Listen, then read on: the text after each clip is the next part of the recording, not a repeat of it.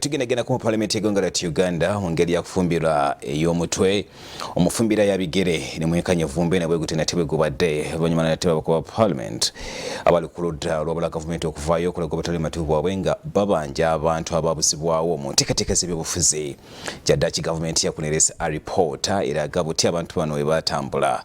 Okusinziira nate ku minisita avunaanyizibwa ku nsonga z'omunda mu ggwanga David Muhoozi, Alipoota gy'aleese eraze nti abamu ku abo ababanjibwa bagenda mitala w'amayanja kwenoonyeza ku nsimbi. Ababaka ba Parliament nga bakulembeddwa mu Mathias Mpuuga Nsamba bali ku ludda olwa gavumenti. Alipoota eno tebagitegedde bulungi. Bibadde bwe biti. Zigenze okwera saa 8 kuza Parliament y'eggwanga omukyala Anita Monga abadde yatapeddanga mu maaso. Era oluvannyuma oludda oluvuganya gavumenti nabo balabiseeko nga badde bakulembeddwamu mukama waabwe Mathias Mpuuga obutafaananako ng'entuula ezibaddewo emabega n'embeera ebaddewo. Speaker ku mulundi guno abadde musanyufu era ng'obwedda agenda mu maaso n'okusindikiza ababaka babe nga bateesa nga basanyufu. Olutuula kabuze kata luyimirire oluvannyuma lwa minisita abadde alina okujja na alipoota eno. Minisita omubeezi w'ensonga z'omunda David Muhoozi okumulindira akabanga nga tewali kigenda mu maaso. Wano Speaker wasinzidde n'asaba ensonga endala zigende mu maaso wabula omubaka w'ekira municipality Ssemujju Nganda avudde mu mbeera n'asaba Speaker singa kibadde kisoboka olutuula lunasooka luyimirize okutuuka minisita wanazze. And the motion is that you suspend Parliament for 15 minutes. Since in your earlier ruling you said this matter is very serious and you also want to deal with it. I am putting a question that those in favor of suspension of the House for 15 minutes say aye, to the contrary nay. The nays have it. Oluvannyuma minisita alabiseeko era zena alipoota gy'asomye ebadde empanvu ng'ebaddeko emiko 7 wabula ng'egenda maaso n'enokolayo embeera ez'enjawulo. Muhoozi ategeeza Parliament bw'anokoddeyo ng'okwekalakasa okwalugenda ku mwezi 18 Novemba 2020 kuno okwaleka ng'emirimu gisanyaladde omwali okwokya ebipiira okwokya amaduuka saako n'okugezaako abavubuka baali bagezaako okwosa petrol station nga gavumenti alina okuvaayo n'omukono ogw'ekyuma okubanga ate ekuuma abantu n'ebyabwe. Most of the alleged disappearances were never reported to the police. For example, the alleged disappearance of Damulira John, Chiria Peter, Wangolo Dennis, Sesaz Isma, Mubiru Hassan, Baguma Joseph, alias Semuju Joseph, and Zimura Dennis, alias Boy, were all never reported to the police. Ono era tuseno kunokolayo ebimu ku byaliwo emabega ebirimu alipoota eno ebigambo okuba nti abantu bagenda maaso ne banyigibwa mu ngeri etategerekeka.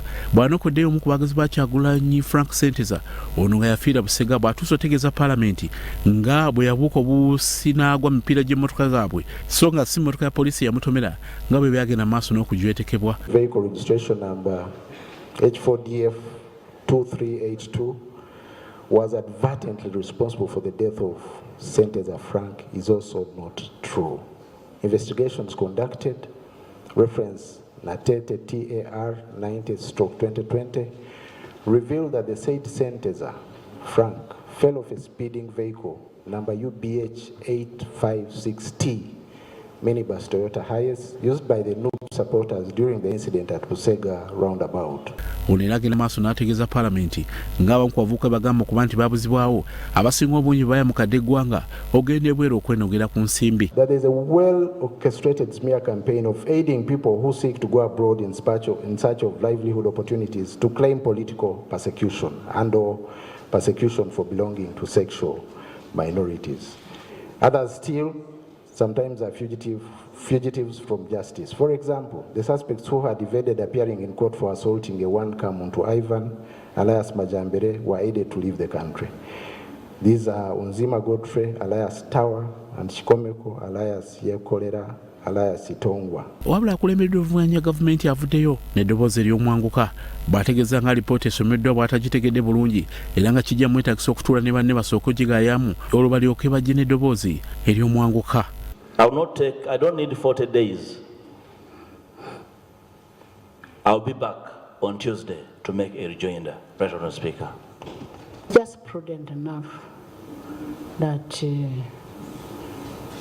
we give the leader of opposition to bring his rejoinder on Tuesday at 2, and then we'll have this report.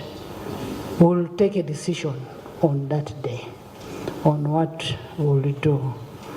I now adjourn the House to 2 tomorrow.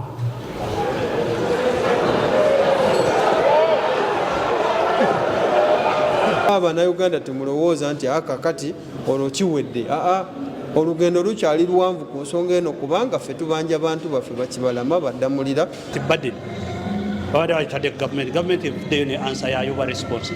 Kati ate gwe avunaana olina okuvaayo ne bwino kubanga ojja kusinziira ku bwino ono bwenogamba nti bwino ono ku muntu gundi ffe tulina kino. Waliwo batukidde ne bagamba nti abantu abamu abo abagambibwa nti nno nti babuzibwawo batambula butambuzi ne bagenda mu nsi ez'ebweru nga beeyagalidde tebalina nsi n'emu gye bakola ki gye bamentioninga. We are not contented with the report. Russell TV, nze Grace Segirinya ne Eric Sebalamu Omunyo.